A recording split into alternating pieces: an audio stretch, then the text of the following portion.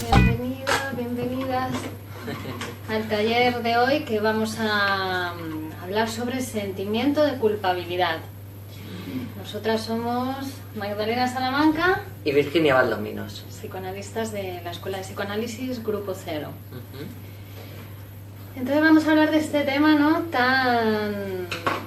que genera muchísima inquietud y expectación, porque a todo el mundo le pasa. Pero lo primero que tendremos que distinguir, ¿vale?, para hablar del sentimiento de culpabilidad es, por un lado, el sentimiento de culpa que uno siente cuando comete alguna cosa que es ilegal dentro de mi moral, ¿vale? Yo qué sé, me como un pastel enorme cuando sé que estoy a dieta, entonces luego me da la culpa y digo, ay, no lo tenía que haber hecho, ¿no? Eso es una cosa, ¿vale? Remordimiento, ¿no? Eso es como una especie de remordimiento, de malestar, donde uno se queda diciendo, no tenía que haber hecho y tendría que haber hecho otra cosa y por qué he vuelto a caer, y entramos en una película ahí que es interminable a no ser que la paremos, ¿vale? Es como una especie de sentimiento consciente, ¿vale? Yo me doy cuenta de que estoy padeciendo de ese sentimiento, ¿vale? Pero luego tenemos otro sentimiento, que es el sentimiento de culpa inconsciente. Uy, ese es el... del cual en un principio no tenemos ninguna noción en la conciencia, es decir, no sabemos que estamos padeciendo de ese sentimiento. Es como que nos atrapa, como que nos maneja, ¿vale? ¿Y cómo podemos llegar a descubrir que estamos padeciendo del sentimiento de culpa inconsciente? Hay una única manera en la cual se manifiesta el sentimiento de culpa inconsciente, y es a través de la necesidad de castigo. Claro, uno le empieza a ir mal las cosas en la vida, ¿no? Empieza a suspender los exámenes, Cuando venía probando siempre, a recibir multas de aparcamiento, a encontrarse con hombres que siempre, o con mujeres que siempre lo abandonan, que le tratan mal, que o le lo tratan mal, ¿no? o Entonces, inicia un negocio y le va mal. y le va mal, no termina de ir bien nunca las cosas. Entonces ahí uno se tiene que preguntar, ¿qué pasa aquí? ¿Qué hay en mí que me lleva a construir en mi realidad siempre ese castigo? O sea, esa necesidad de calmar a través del castigo mi culpa inconsciente. Claro, porque de la culpa inconsciente no sabemos, es decir, es inconsciente, no nos damos cuenta de ella, ¿no? El remordimiento sí, hemos dicho que era consciente y el remordimiento está siempre... Pero de la culpa inconsciente no nos damos cuenta, solamente sabemos de ella por los datos que nos llegan de la realidad, del exterior. Es decir, sí, recibimos castigos de la realidad, es como si la realidad nos castigase, de repente te empieza a ir todo mal, y dices, ¿y qué pasa aquí, no? Y ahí nos damos cuenta de que algo pasa en nosotros. Claro, porque no es que la realidad nos castigue, es que nosotros vamos a buscar a la realidad esas cosas que nos van a otorgar ese castigo maravilloso, claro, que necesitamos. Sí, porque como ha dicho Magda, el sentimiento de culpa inconsciente, aparte de que genera, ¿no?, busca castigo. O sea, solamente se calma ese sentimiento con castigo. Entonces hay una necesidad de castigo que inconscientemente uno va buscando para calmar ese sentimiento de culpa inconsciente. Claro, es una sensación que produce mucho malestar, ¿vale? Porque siempre voy a estar sufriendo o padeciendo de ese castigo de la realidad. Es como una acusación contra uno mismo, ¿no? ¿Qué has hecho mal? ¿Qué ha pasado en ti o en tu pensamiento o en tu realidad que ha sido algo negativo para ti, para que siempre necesites castigarte? Para que te denuncies, ¿no? Para que, claro, para que se ponga de manifiesto algo que tú no has hecho del todo bien frente a tu moral. No es que sea bueno o malo, o el que esté bien o mal las cosas. Cada uno tiene una moral diferente, ¿vale? Es decir, una moral más flexible o una moral menos flexible, más rígida. Claro. Entonces, cuanto más rígida es mi moral, menos cosas me voy a permitir. Y por tanto, cada vez que yo tengo un sentimiento o un pensamiento o un deseo negativo frente a otra persona, voy a llegar y ¡plac! Voy a buscar ese castigo en mí. Claro, lo que queremos decir es que el conflicto se produce en el interior de uno, se produce en lo psíquico de uno, no es con la realidad, no es que yo haga algo en la realidad y entonces me siento culpable, sino que por un conflicto interior psíquico de uno, entre su propio deseo y su propia moral, ¿no? Uno se siente culpable y después va a la realidad a buscar castigo para ese sentimiento de culpa. O sea que el sentimiento de culpa siempre es previo a la comisión de cualquier irregularidad o cualquier delito. Incluso Freud llega a describir un tipo de carácter que es delincuentes por sentimiento de culpabilidad. Sí. Y son personas que van y cometen infracciones o delitos en la realidad para recibir el castigo. Es decir, que ya sentían la culpa, no es que por haber hecho un castigo, o sea, por haber cometido un delito se sientan culpables. No, es que ya sentían la culpa antes y cometieron el delito para ser castigados y calmar esa culpa. ¿Se entiende esto cómo es? Es que es complicado, ¿no? Porque realmente hay muchas personas que cometen un delito y rápidamente van a la policía y dicen, he sido yo. ¿Por qué? Porque si tú cometes un delito y eres un delincuente habitual, jamás vas a ir a la policía a denunciarte. Pero cuando vas, es porque hay algo en ti que necesita ese castigo. Bueno, la literatura científica nos trae casos de pacientes, ¿no?, que, aun no habiendo cometido en la realidad ningún delito, ven en el periódico, ¿no?, un crimen y van a la comisaría y se denuncian sin haber sido los... ¿no? Hay un crimen en España y hay varias personas que van a la comisaría que son inocentes, que no han cometido el crimen y se denuncian. Yo he sido. Bueno, o también, digo, no sé, de estos ejemplos hay miles. Cuando uno es chiquitito y hay alguien que comete una infracción en la clase, siempre hay uno que dice, ¡he sido yo! ¿No? Quiere cargar con la culpa para que todo se calme, para que se calme en él. Necesitamos calmarnos nosotros, sentirnos en paz. Y esto es complejo, ¿no? Digo, ahora vamos a empezar a desarrollar qué es lo que nos lleva a esto, ¿no? Porque esto no le pasa a todas las personas. No todas las personas cometen una infracción o no la cometen y van a buscar el castigo. Bueno, pero sí hay una base en todas las personas que es común. Que es común y que te puede llevar en algún momento de tu vida a ser guiado por un sentimiento de culpa en tus acciones, ¿no? Ajá. Con los niños se ve muy bien, ¿no? Cuando los niños se portan mal, sí, y a sus padres le castigan y ahí se calma, ¿no? Exactamente. De tal manera que llegan a portarse mal para que los papás les castiguen. Por eso que nosotros, desde nuestra posición como profesionales, no recomendamos jamás los castigos en los niños. Y menos que menos pegarles. Pero castigarles no sirve de nada. Porque al final, como el ser humano es así tan complejo y los niños son seres humanos, se terminan acostumbrando. Uno va a buscar eso. Bueno, nosotros mismos muchas veces necesitamos ir a denunciarnos frente a alguien, frente al jefe, frente al novio, frente al marido, frente a la mujer, ¿no? De algo que hemos hecho para recibir de alguna forma ese castigo que nos va a venir a calmar cierta angustia, ¿no? Bueno, estoy recordando ahora diferentes casos de pareja, ¿no? Sí. Donde él o ella le es infiel, ¿no?, a la pareja y después deja pruebas. Se deja el móvil con los mensajes, el Facebook abierto donde se denuncia, donde se ve la conversación que ha mantenido con el amante, ¿no? Deja pruebas, ¿no? Deja caer la tarjeta del hotel donde ha pasado la noche para ser descubierto, ¿no? ¿Por qué? Por sentimiento de culpa.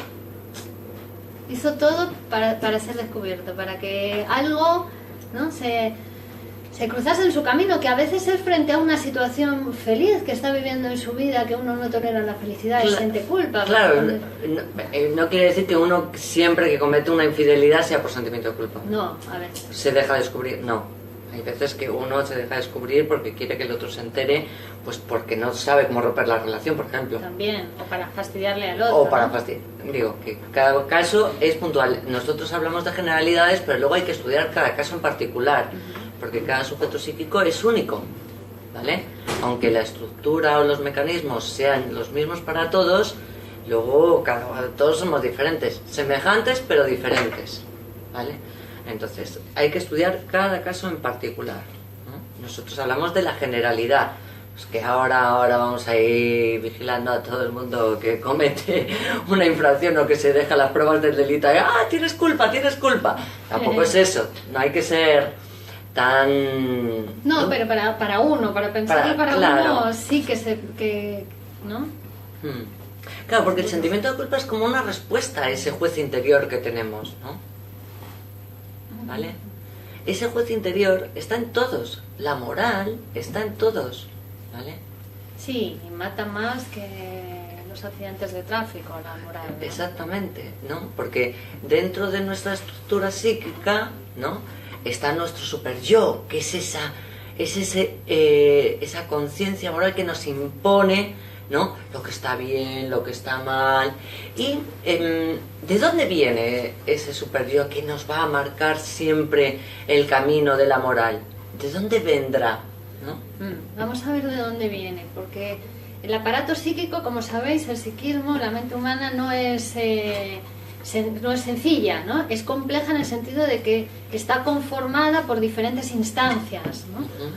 Entonces, una de ellas es el superyo de la que estamos hablando, pero para que se constituya el superyo en nuestro aparato psíquico, ha pasado antes por otros momentos de constitución, ¿no? Digamos que cuando nacemos, somos todo ello, somos todo deseo, pulsión, ¿no?, que nos lleva a vivir, a crecer. Pero claro, después tenemos que pasar por un proceso de hominización, para pasar de ser cachorritos animales, que somos cuando nacemos, que ni siquiera vemos bien, la termorregulación del cuerpo no está completamente desarrollada, no tenemos ningún tipo de defensa, si nos dejan ahí nos morimos, ¿no? Tenemos que pasar por un proceso de constitución para hacernos sujetos sociales, sujetos del lenguaje, sujetos que vamos a interactuar con otros seres, ¿no? Eso se llama, ese proceso, lo llamamos en psicoanálisis complejo de Edipo. Y tiene que ver también con la entrada del lenguaje.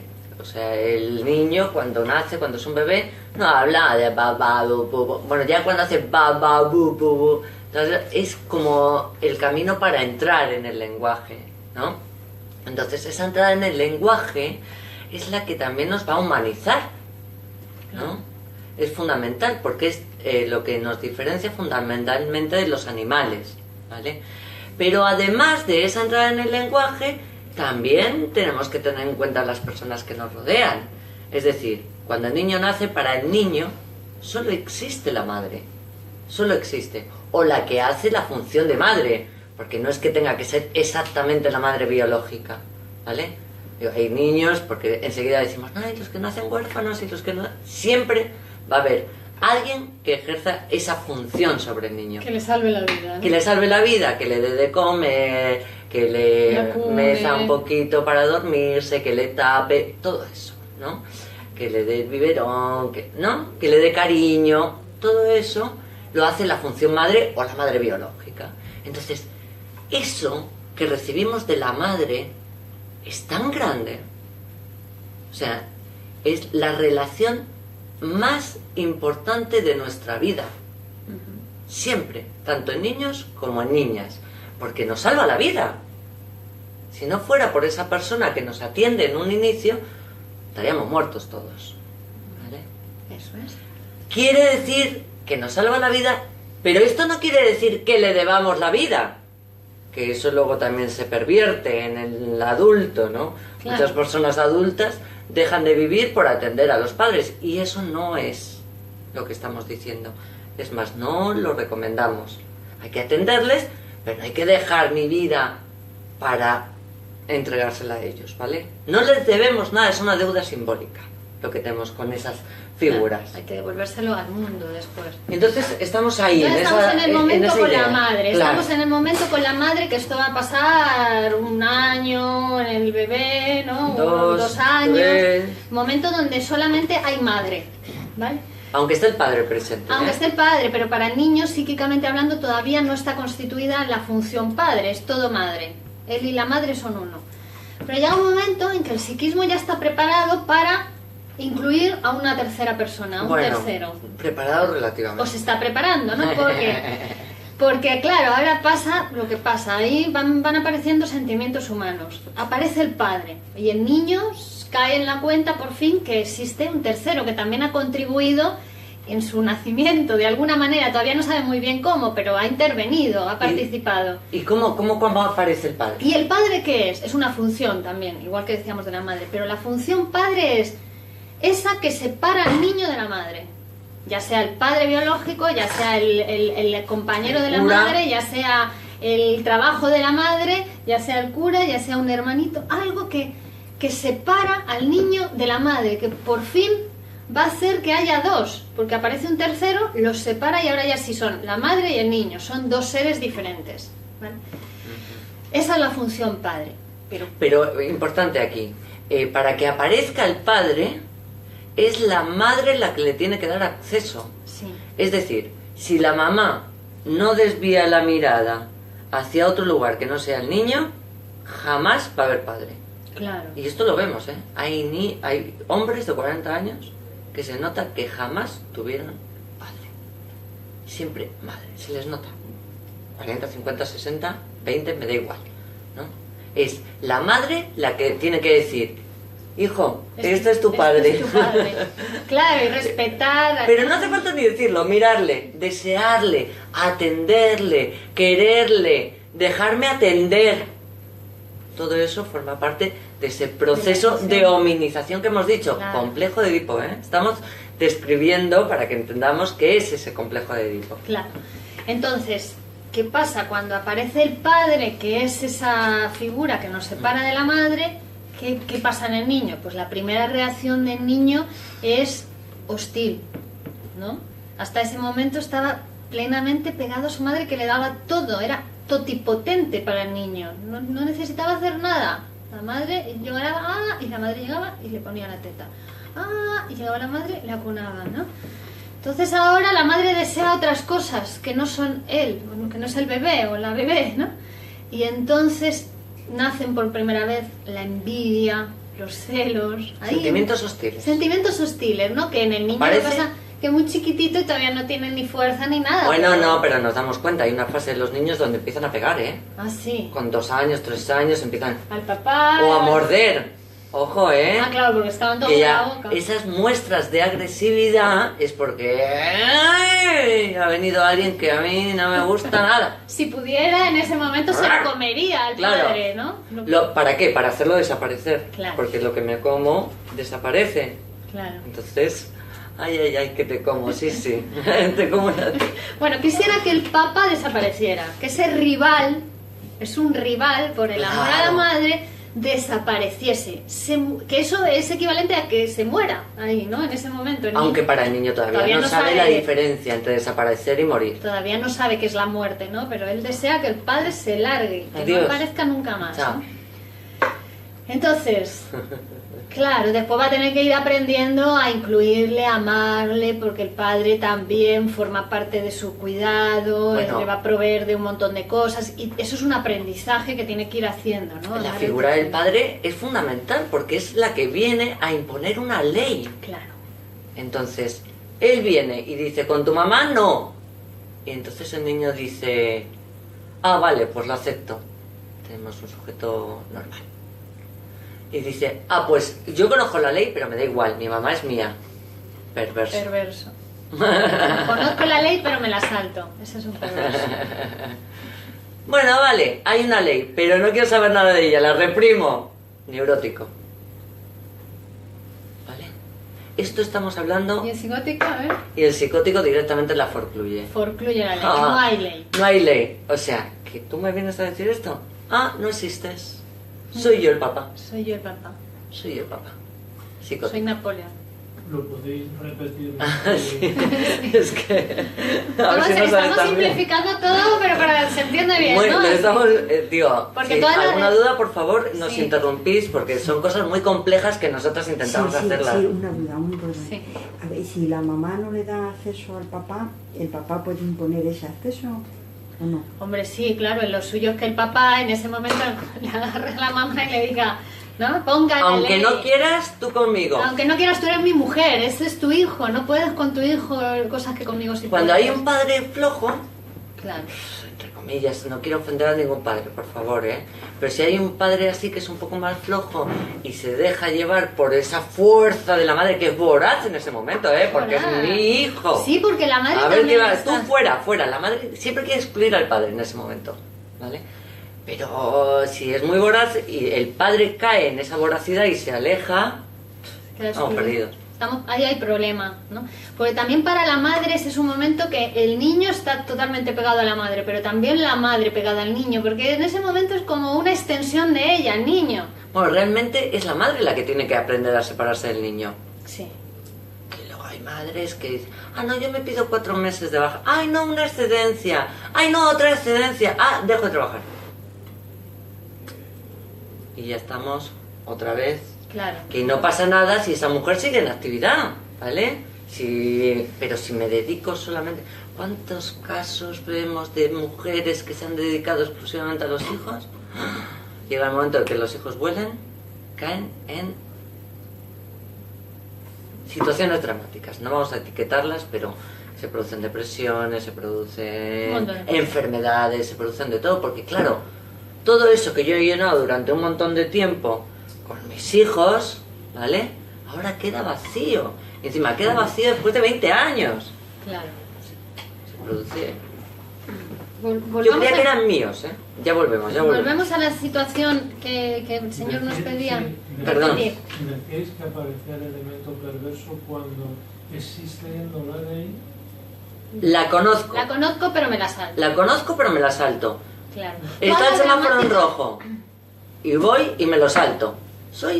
Ahí tengo un rasgo perverso. No es que sea un perverso, porque no existe el ser en el ser humano. No soy perverso, no soy neurótico, no. No, tengo ese rasgo en ese momento. Un acto de perversión. Claro, son tendencias que están en todos, absolutamente en todos nosotros, ¿eh? Sí, porque el niño al principio es un polimorfo perverso. En el Claro. sentido de que para el niño, como todavía no hay ley, ¿no? Todas las tendencias al goce están en él, ¿no? Claro. Todo se lo mete a la boca. Es capaz de salir desnudo por la casa y decir, mamá, mira mi cosita, ¿no? Y no pasa nada. O delante de los amigos, o delante de todo el mundo. O juega con el perrito como si fuera un ser humano. Claro. No hay diferencia entre el animal y el humano. O con la caca. O con el cochecito, o con el trenecito. Dice, mira, el trenecito tiene cosita a hacer pipí porque se le sale Claro. un chorrito ahí. Digamos que todas esas cosas que en un niño son normales, porque todavía no se han establecido los diques, ¿no? La sexualidad, la vergüenza, el pudor, la moral, todavía no se han establecido en los niños.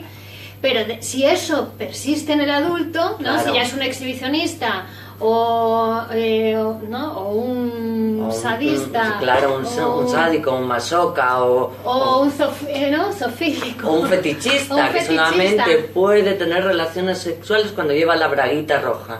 Ya eso son perversiones, ya podemos calificarlo de una perversión. Pero igualmente en todos nosotros, sin llegar a eso que se establezca una perversión, siempre hay tendencias a la perversión que proceden de esas tendencias infantiles que permanecen en nosotros. Sé que esto no me hace bien y lo como.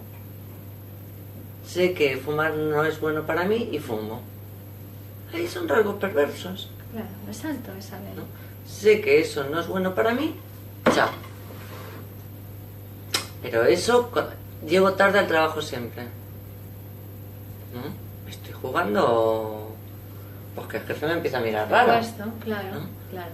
O sé que a mi marido o a mi mujer le molesta que le diga que es bajito y se lo digo. ¿No? ¿Ves? Ya hay tendencias sádicas ahí. Soy un poco sádico. ¿Ves? Perverso. ¿Qué? Entonces, ¿cuál sería el límite entre neurótico, perverso y psicótico? Siempre, la dramática es siempre frente a la ley paterna, ¿no? Vemos que aquí en el momento de la infancia es cuando aparece el padre y yo me tengo que separar de la madre, ahí se juega toda la cuestión esta edípica, ¿no? Entonces, el perverso es el que, sabiendo cuál es la ley, el padre le dice, con tu mamá no, la ley de interdicción del incesto, con tu mamá no se puede, el perverso es, lo sé, pero me la salto. ¿No? Pero me da igual. Me da igual. El neurótico es el que la reprime. Claro. Es decir, lo sé, pero yo me la... Pero hago como que no. Hago como que no. En mi inconsciente sigo manteniendo esa relación incestuosa con mi madre. Claro. ¿No? Aunque yo en la realidad más o menos parece que acepto, pero inconscientemente en mi realidad psíquica sigo manteniendo esa relación con la madre, ¿no? Y el psicótico es el que lo forcluye. Forcluir significa que lo elimina. Me salto pasos, o sea, no paso existe del paso 4 al paso 20, sabiendo que hay que pasar por todos los escalones. Claro, entonces todo eso lo elimino, es como si no existiera y yo me creo mi propia realidad. Claro. Construyo una realidad que es solo para mí, porque los demás no comparten esa realidad. Donde yo ocupo ese lugar, claro, ¿no? Que no soy yo.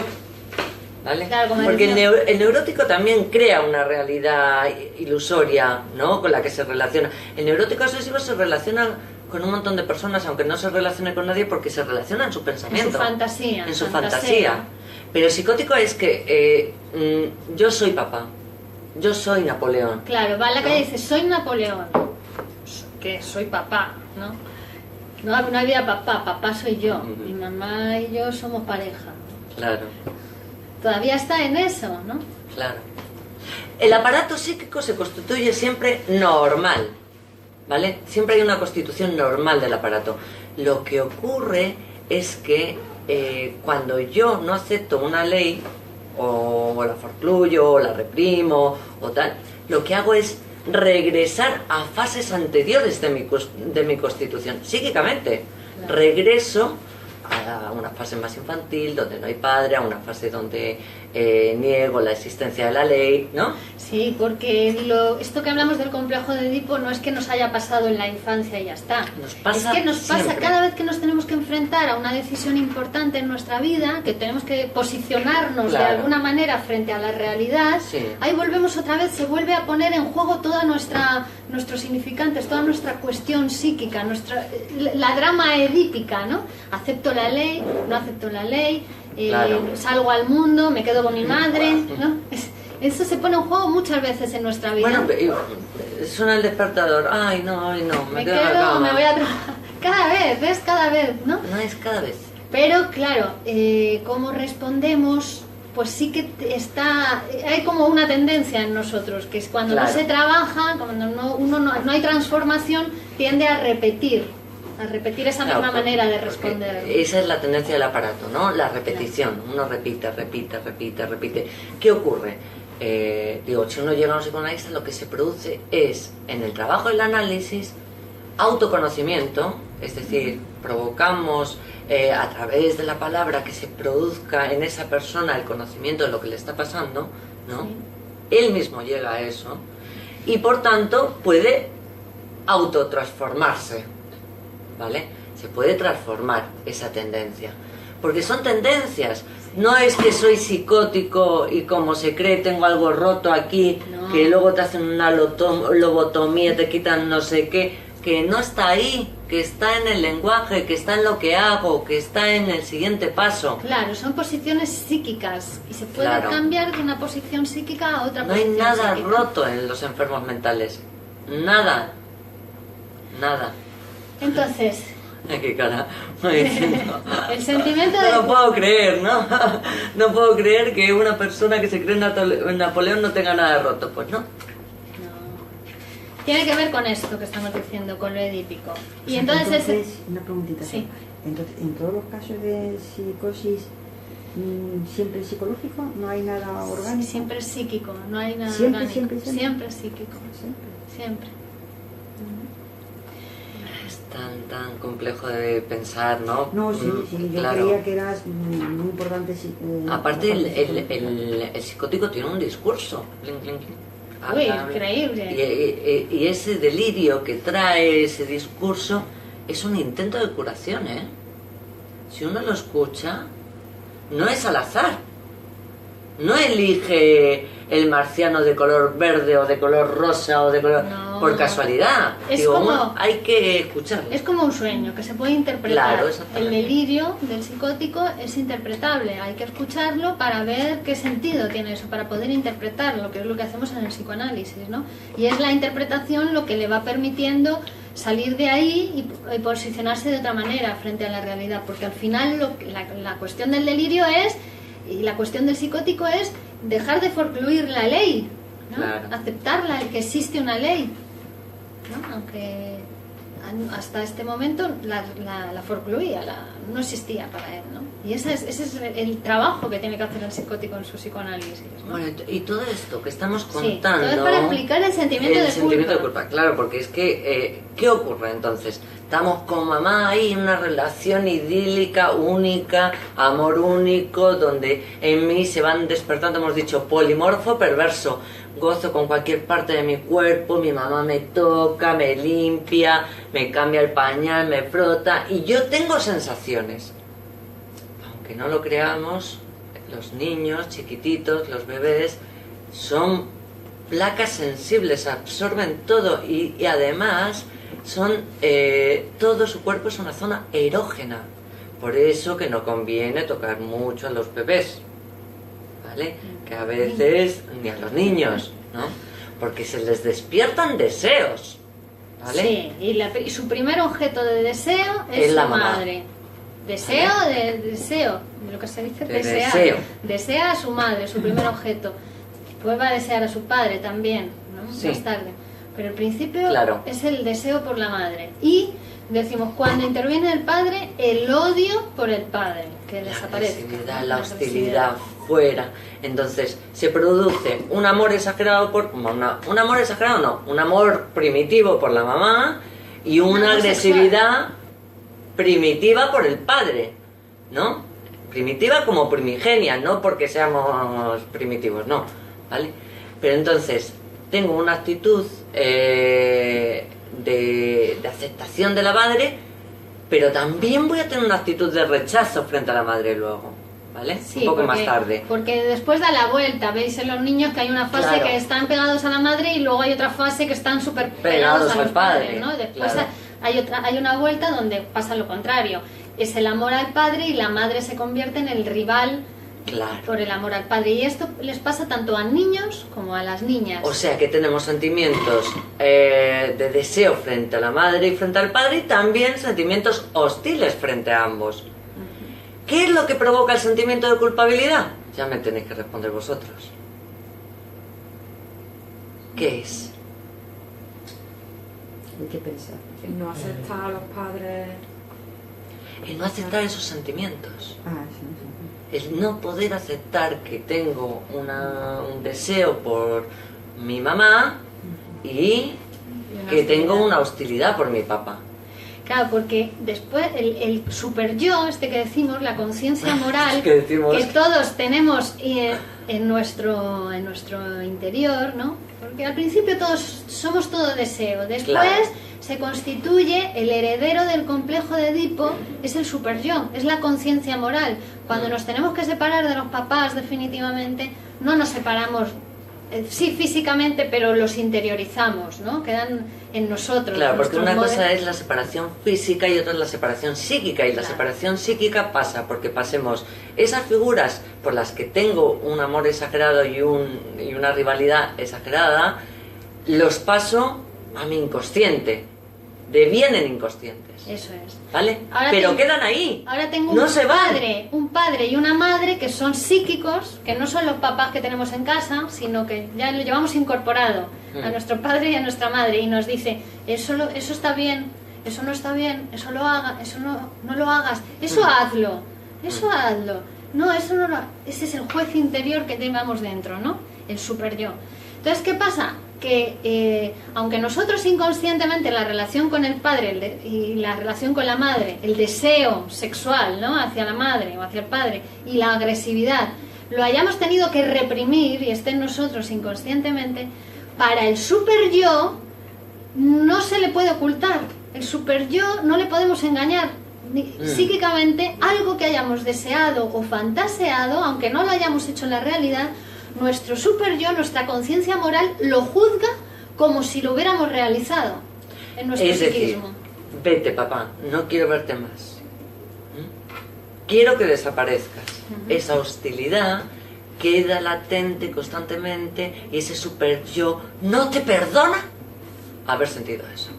No. Como no te psicoanalices un poco, Claro. el super yo puede llegar a ser muy severo y muy tirano contigo mismo, ¿no? Esa parte de tu mente, de tu personalidad, es muy tirana y muy agresiva, puede ser con uno mismo, ¿no? También Claro. puede ser muy bueno si uno se lleva bien Sí. con él, ¿no? Pero esas personas que tienen una exigencia brutal, que no, una necesidad de control, una cosa, no es para no desviarse un milímetro y llegar a sentir lo que Culpa. sintieron alguna vez. claro, ¿Vale? Entonces, yo rigidez. Desde que me levanto hasta que me acuesto tengo todo organizado y no me salgo ni un milímetro, no me dejo llevar ni un segundo. ¿Conocéis personas así? Sí, Vale. sí, claro. Incluso a veces uno se pone así, ¿no? Cuando nos vemos, Colin, tengo que hacer, no te ¿pero por permites qué? desear nada. Claro, toda obligación, toda obligación, toda obligación. Ni un deseo, ¿por qué? Porque están ahí esos latentes que como desees algo van a aparecer. Claro, porque siguen estando los deseos infantiles reprimidos, siguen estando, y también sigue estando el super yo castigador, de que si te pasas Claro. un poquito te va a dar, ¿no? Te va a aplicar un castigo. Entonces, el sentimiento de culpa es cuando todo esto acontece inconscientemente en nosotros, ¿no? Nosotros mientras conscientemente estamos en nuestra vida, en lo que nos vamos de intencionadamente vacaciones. queremos hacer, con la pareja, con los amigos, con el jefe, Sí. pero todo esto que se juega en nuestro aparato psíquico tiene consecuencias en la realidad, ¿no? Porque Claro. ahora yo me siento súper culpable porque mi super yo está atento, vigilante a esos deseos inconscientes, incestuosos, y resulta que voy y le digo justo a mi pareja eso que sé que tanto le molesta, para que haya una explosión de ira por parte de mi pareja, ¿no? Que se va a volver contra mí. Y Justo eso antes calma de mi irnos de vacaciones a Jamaica, cosa que llevo deseando años. Ah, Entonces, una pregunta, lo que estamos buscando con las personas que nos rodeamos es que esos sentimientos del super yo salgan a la luz, ¿no? De cierta manera lo que nos aceptamos que hemos sido así de pequeños. Van a salir quieras o no quieras. Lo que pasa que cuando uno trabaja en uno mismo ese autoconocimiento que decíamos antes, pues evidentemente me tolero más. Jolín, es que a veces le amo, pero a veces quiero que se muera. Es un deseo. No es que yo le vaya a... No quiero que se muera en la realidad, no quiero matarle, no quiero nada. Es simplemente un pensamiento que tengo que tolerar. Hay gente que no puede tolerar. Ay, pero ¿cómo me dices que voy a tener yo ese sentimiento? Pero anda, tú estás loca. Y no vuelve más análisis. Porque no lo tolera. Y hay personas que se vuelven locas por no tolerar un Claro. sentimiento hostil hacia su pareja, por ejemplo, o hacia su padre o hacia su madre, ¿no? Y se vuelven locas por decir, ¿y cómo puedo ser yo así que he deseado Claro. la muerte de esta persona? ¿no? Bueno, en los casos donde hay, por ejemplo, un cuidado prolongado de los padres que están enfermos o de una persona enferma que lleva tiempo y que me está provocando un trastorno en mi vida. Porque yo lo estoy permitiendo, no porque el otro me lo esté provocando, sino porque yo me lo estoy permitiendo. Pues ahí se Moral, genera ¿no? mucha agresividad. Que como no tenga tolerancia frente a la hostilidad que me provoca, pues puedo llegar a situaciones... ¿Y se puede encontrar equilibrio entre el deseo y la moral? Sí, Ahí claro, eso, ¿no? eso es lo que se consigue con el psicoanálisis. Se consigue autoconocimiento y autotransformación, ¿no? A conocer cómo en la mente siempre hay sentimientos ambivalentes hacia la misma persona, uno la ama y la odia. Pero claro, esto A cuando los 10 uno- minutos, ¿eh? No cuando- hace falta que pasen años. Cuando uno lo ve, aprende cómo a veces le pasa eso, ya va normalizando las cosas que Claro. le pasan a uno, ¿no? Y ya se va transformando en función de eso, porque antes, cada vez que le pasaba, se volvía loco, se enloquecía. Tenía que hacer algo, algún trastorno en la realidad para calmar esa culpa que sentía inconscientemente, ¿no? Y ahora ya no, ya se da cuenta de que eso es algo normal, que lo puede gestionar de otra manera, que por ahí esa hostilidad tenía algún sentido sentirla también, ¿no? Y que también se puede hacer otras cosas con la hostilidad, que se puede sublimar, que se puede escribir un poema, que se puede ir a trabajar y ya está, y utilizar esa energía, esa agresividad también para ponerla en el trabajo, por ejemplo, ¿no? Es decir, que sí, que se puede alcanzar un equilibrio, por supuesto. Es que ese es el trabajo precisamente del psicoanálisis, ¿no? Poder convivir con nosotros mismos, con las diferentes partes de nuestro psiquismo, tranquilamente, conociendo cada una de ellas cómo funciona y aprendiendo a llevarse bien con uno mismo, Exacto. ¿no? Porque el sentimiento de culpa está también en la base de muchas enfermedades, incluso orgánicas, ¿no? Que le llevan a uno a A no sé, buscar por ejemplo, el camino de la enfermedad. enfermedades de transmisión sexual, por ejemplo, Ah. ¿no? ¿Por qué no utiliza métodos de prevención? ¿No? ¿Por qué va por la vida teniendo sexo, por ejemplo, sin preservativo, con un montón de personas? Hay como una búsqueda, ¿ves? Hay una búsqueda de Hacerse daño. de hacerse daño, de un contagio, exactamente. ¿no? Que esta persona se ha visto, por ejemplo, en los enfermos de VIH, ¿no? Que después esas mismas prácticas de riesgo que le llevaron a contagiarse, ¿no? De la enfermedad, después esa misma tendencia inconsciente les hace no tomar la medicación, que si toman esa medicación no están enfermos, digamos, realmente. Porque Es uno de los graves problemas en este tipo de enfermedades, la adherencia al tratamiento. Si no podemos tomar el tratamiento, no me puedo curar de eso. claro, Pero es que es la misma tendencia, como dice Virginia, la misma tendencia que me llevó a no ponerme preservativo con 40 personas y que me hizo contagiarme, es la misma a la que me... Entonces, si no tratamos el sentimiento inconsciente de culpabilidad, Claro. esa persona claro, jamás va a poder curarse. claro. Porque si uno toma la medicación y llega a tener... Niveles bajísimos de virus, o esto indetectables, como se suele decir, no está enfermo. no está enfermo, ya está tratado. O sea, entonces es más saludable tener una moral un poco relajada. Sí. Oh, madre mía. Una moral laxa, porque la moral excesivamente rigurosa, decimos, mata, es que es muy peligrosa. Bueno, ya nos impone la sociedad una moral muy rígida, la sociedad, la religión, ¿no? Todo eso es como todo el tiempo imponiendo, esto está bien, esto está mal, esto es bueno, esto es malo, esto está bien, esto está mal. Por favor, déjenme en paz, Claro, ¿no? claro.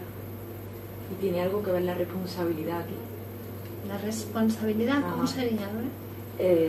¿No habría que diferenciar culpa y responsabilidad? ¿O aquí no tiene nada que ver? Son cosas distintas, Son ¿no? cosas Otra cosa distintas. es responsabilizarse uno Claro. de su vida, Claro. vivir su vida, ¿no? Porque a veces también uno quiere ser responsable de los demás y deja su vida sin responsable. O peor, responsabilizar a los otros de lo que me pasa. También, tirar balones fuera, ¿no? Ah, esto fue porque mis padres me educaron así. Ah, sí, claro. No, pero ya No. tus padres son esos que tú llevas interiorizados. Ahora tienes que trabajar tú con esos padres, no culpar a tus padres verdaderos, ¿no? De lo que te pasa ahora. Ya eres un adulto. Claro, porque hay que diferenciar, ya lo hemos dicho, pero lo remarcamos, entre los señores esos que nos han criado, que son nuestro papá y nuestra mamá, y los que yo creo en mi psiquismo. Claro. Los que hay que trabajar es los que tengo en mi psiquismo, que son los que me llevo todo el día, vaya donde vaya, y dicen, no, me voy a ir a vivir a Chile, a Argentina, Y no me vais a ver y no me más". vais a ver nunca más. Pero si te lo vas a llevar, Te lo llevas contigo. te lo llevas puestos, no puedes huir. Claro. Tú vas contigo a todas partes. Yendo de uno mismo, solo se llega a uno mismo. Exactamente. Así que mejor conocerse, Sí, ¿no? cuando- y transformarse un poquito, porque si no es un infierno. Que Cuando va. espero hacer mi vida, cuando espero a que el tirano muera para hacer mi vida, cualquier tirano que busque en la realidad, Claro. me doy cuenta de que el tirano soy yo. Claro. ¿Por qué voy a buscar otro tirano? Claro. al que someterme. Eso es muy interesante porque uno cuando está en tirano consigo mismo busca en la realidad tiranos. ¿No? Eso le calma. O sea, para huir de su tirano, busca un tirano en la realidad. Y ya tiene ese castigo desde afuera. ¿No? Yo qué sé. Ay, mira, pon una cara como diciendo, joder. es que- Claro, las personas que se enamoran siempre de gente que me maltrata. Se deja, si vuelve a Y sin encontrar. llegar al otra, maltrato, para no entrar en polémica, gente No. que me trata mal. Es lo mismo. No, pero es que el maltrato tiene como una Bueno, idea de... No, pero yo no me refiero a maltrato, que puede ser que te Físico. pegue, pero puede ser que te trate mal. Exactamente. ¿No? Sí. Eso es un maltrato, te trata mal, Claro. no te trata bien. ¿no? Siempre busco hombres que no son capaces de hacerme gozar sexualmente. Eso es un maltrato que me busco yo. Claro. ¿Por qué pudiendo gozar perfectamente de una relación sexual plena, con satisfacción tal, siempre busco hombres que es que no? Que me engordan, que me llevan todo También, el día que a me comer engordan. y que acabo pesando 15 kilos más de mi Bueno, el peso. otro día vi que me pareció parejas, ¿no? Que se se- engordan. Eso que... No os habéis visto, son brutales. Digo, hay que respetar todas las posiciones, pero eso es algo patológico. O sea, que yo gozo de que mi pareja me meta comida, que es que... Que bueno, no me mete otra cosa, ¿no? Claro, Porque, y tengo claro, confundido el agujero, Eso. Este no es el que hay que llevar. hay varios agujeros del goce en el, Claro. en el cuerpo. Hay que usarlos todos. Hay que usarlos todos, siempre quedarse detenido en una sola manera de gozar, también en una manera masoquista de gozar, Claro, gozamos con la mirada. también, vale. Miramos y gozamos. Y nos gusta que nos miren, ¿vale? Gozamos de la boca, besando, que nos besen, que comiendo, que Comiendo. nos coman, Hablando, ¿no? Gozamos con los genitales, ¿no? Hay que gozar con el genital también. sí, y con el ano, no sé Y con el ano también es algo... Son goces que en la constitución sexual de cada uno han sido tocados por nuestro deseo. Entonces hay que manifestarse. Es que no quiero ser tan pesado, pero es que es muy interesante. Adelante. Sí. ¿La ansiedad tiene algo que ver aquí con la culpabilidad? ¿O... Bueno, hay procesos de ansiedad que te llevan a la culpabilidad, ¿no? No tolero la ansiedad, entonces busco, ¿no? El castigo rápidamente. La angustia Mm. es una señal, Es una es señal. una siempre. señal en nosotros. Es que como un ciclo, ¿no? es cuando se está aproximando la satisfacción de un deseo inconsciente, un deseo de estos sexuales infantiles.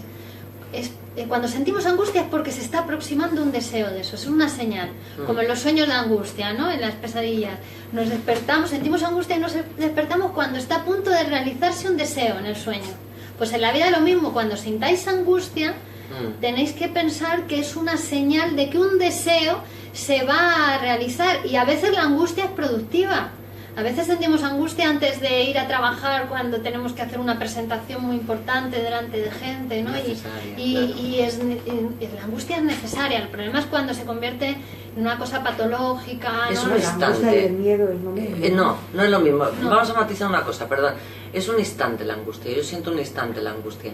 Entonces, es frente a un deseo que aparece, pero si yo no avanzo hacia el deseo y me quedo en el La goce, angustia. en el goce con la mamá, ¿vale? Es cuando se produce la angustia. Ahí la angustia no se puede parar. Si yo avanzo y entro y voy a favor de mi deseo, la angustia desaparece. Claro, y se convierte después en satisfacción personal porque Claro. has hecho eso que te exigía la realidad, la presentación, o has visto al cliente, o lo que sea, ¿no? Es decir, siempre uno tiene que superar, ir hacia el otro lado donde está la madre. Entre la angustia, entre el deseo y el goce se produce la angustia. Ahí, ¿vale? Y el goce siempre es con la madre fálica. Claro. En esa madre totipotente que me lo da todo y que no hace falta que Claro. yo haga nada para sentirme pleno. Claro, No bueno. existe ya. Quedarme en la comodidad esa de... como si Existe en existiera lo esa psíquico, madre. pero no existe en la realidad. La realidad, ¿no? El mundo me pide otras cosas. Y el miedo... El mío es otra cosa. El miedo es otra cosa, el miedo ya tiene que ver, está Con la el falta del padre. Claro, con la falta del padre. En ese momento en que entra el padre y el padre tiene que separar al niño de la madre, decirle con la madre no, la ley realmente calma, la ley pacifica, Claro. ¿no? Tener ley, uno, psíquicamente hablando. Pero cuando no hay ley, no entro bien, esa ley es floja, como Tengo decíamos miedos. antes, aparecen los miedos, que son a que la madre le coma, realmente, a que Sí, la a madre mis te deje deseos. sin ser, ¿no? Y a los propios deseos. Los propios deseos, sí, que tienen que ver con eso. A llegar a realizar los propios deseos. ¿no? Pero tiene que ver con eso, con que la ley no está bien. Gracias al código de circulación podemos circular todos, Claro. ¿vale? Entonces, gracias a la ley del incesto, a la ley que viene, ¿no? La ley de castración, de prohibición del incesto. De prohibición del incesto. No, a la ley del incesto, a la ley de prohibición del incesto, ¿no? Yo soy un sujeto civilizado. Claro. Es algo que nos humaniza, ¿no? Que con la madre no se puede, ni con el padre, que tenemos que salir al mundo a buscar otros hombres, otras mujeres, relacionarnos con otros seres. Y eso es lo que nos hace también, ahí se constituye el lenguaje, porque para relacionarnos con otros, fuera de la familia, necesitamos hablar, ¿no? Claro, si yo renuncio a la madre, puedo optar a todas las mujeres, a todos los hombres. Pero si no renuncio a la mamá, pues siempre Sí, no voy a poder. a la mamá y al papá, que luego es un subrogado de la mamá también, Claro, ¿no? por eso. Pero que con el papá tampoco se puede, que el papá está ahí para poner la ley y después también para separar al niño o la niña de él, porque también tienen que ir al mundo. Con el papá esto es algo que a las mujeres también pasa mucho, frecuentemente quedan muy vinculadas a esa figura del padre y luego les cuesta encontrar un hombre, ¿no? en la realidad. También Bueno, tiene que ver o con soy eso. muy rechazante de mi padre porque no tolero, no le odio, no sé También. qué. Y también me pasa con Los otros hombres, ¿no? Que cada uno tiene que pasar por todas esas posiciones y arreglársela, a ver cómo cada uno se va arreglando con esas relaciones inconscientes que después tienen un efecto en la realidad para la vida de uno. Pero todo esto, perdón, para intentar terminar y aclarar bien esta situación, todo esto no es que por aquello que pasó me va a pasar No. esto. El psicoanálisis jamás lee así. Es desde mi vida actual, desde lo que me pasa hoy, Sí, si me pongo frente a un psicoanalista y analizo lo que me pasa, puedo construir, reconstruir aquello que pasó. claro. Mi historia de deseos. No es que por tener un padre de tal forma o tener una madre de tal forma yo voy a ser así. No, No. no. Es, yo soy así y puedo ver, ¿De ¿no? dónde procede de dónde eso? procede esa construcción que he hecho de mi vida. Además, siempre es el futuro el que nos determina. Eso es. Quiero decir, cada uno como es, pero viene determinado del futuro. Siempre lo más importante es el siguiente paso que vamos a dar en la vida. No el que dimos ayer, sino el que vamos a dar hoy. Lo que vamos a hacer hoy después de haber escuchado este taller, que ya Claro. nos ha hablado de otra manera acerca de nuestro sentimiento Sí. de culpabilidad, nuestros deseos. A ver ahora qué hago yo con eso. Eso es más determinante, ¿no? que lo que pasó ayer o que cómo éramos antes de venir a entrar. Claro, ¿no? el psiquismo es liberador porque depende del futuro. Siempre. Si dependiera del pasado sería una cárcel. Nunca podríamos cambiar. Claro. ¿Qué es lo que pensamos? Ay, es que la gente no cambia. Es que él no va a cambiar nunca. Claro. Nunca va a cambiar. Porque pensamos con el tiempo del reloj, ¿no? Que el pasado determina el presente y el presente determina Exacto. el futuro. Pero en lo psíquico es otro tiempo. En lo psíquico es otro tiempo que viene del futuro hacia el pasado. Es por aprecu, Por por recurrencia. Futuro anterior. El futuro anterior. El futuro determina lo que sucedió antes. Claro, que- Por eso que hasta sin haber tenido un padre, Claro, en exacto. un tratamiento psicoanalítico puedo construir mi padre. Claro, que te interpreta el psicoanalista una cosa y te transforma. Te transforma, te transforma. Te transforma, ¿no? Si te interpreta algo en esa cuestión de cómo vives tú, qué posición tienes en esa cuestión edípica, ¿no? Que todo el mundo pasa por ahí, todo el mundo deseamos lo mismo. La diferencia es cómo cada uno renunciamos a esos deseos. Claro. Esto es muy importante. Todos deseamos lo mismo, pero lo que nos diferencia es nuestra manera de renunciar a esos deseos.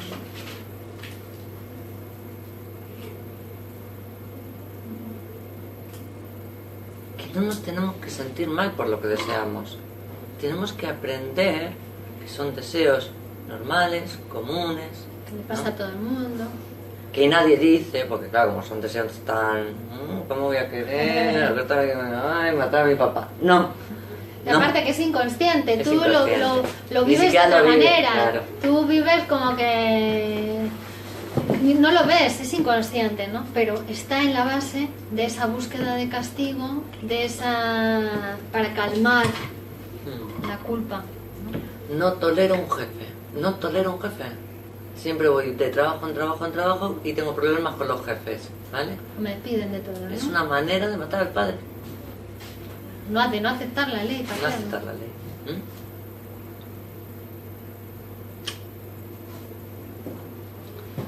Bueno, Bueno, por nosotras. ¿Puedo hacer la última pregunta? Sí. Claro. Habló del tema de que a los niños no hay que castigarlos, ¿no? Pero esto choca un poco con el concepto que dicen de que el padre es el que viene a imponer la ley, ¿no? sí. Sí, Pero la ley no es castigarlo, la ley es separarlo de la madre. Y si, por ejemplo, un niño pequeño hace algo malo, ¿cómo podemos Hablarle. Se le explica que eso es... Pero Claro. si no tiene conciencia como para entender que... ¿Cómo eso que no está mal? tiene conciencia? O sea, si a un niño muy pequeño... Se tiene ¿Cómo que- que no tiene conciencia? Sí. Ese es un error que creemos, que los niños no se enteran de nada, hasta cuando no hablan se enteran. Hay que tener cuidado de lo que se comprenden dice. todo, cuando ya están adquiriendo el lenguaje Claro. lo comprenden. O sea, con hablárselo es suficiente. Claro, Claro, explicarles, razonarles. Aparte que a los niños hay que dejarles crecer, hay que dejarles hacer. Ya cuando tú ves que va a meter los dedos en el enchufe y se Pues va a hacer ahí no. daño, ahí le explicas. No, si haces eso, eso te puede hacer daño, ¿no?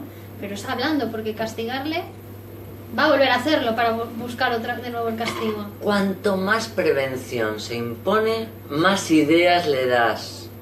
No hagas esto, no hagas esto, ya le estás señalando. No le por digas no a tu ir. novio, no mires a esa chica. No mires a esa no, esa no, esa que es tu amiga, no, ya verás. No, ¿por qué camino lo vas a llevar? ¿Cómo va a acabar la cuestión? Bueno, el próximo taller va a ser el día 23 de marzo, impedimentos al progreso laboral. ¿Vale? Será el viernes a las 10 de la mañana, como siempre. Así que os invitamos a participar el próximo día. Muchas gracias.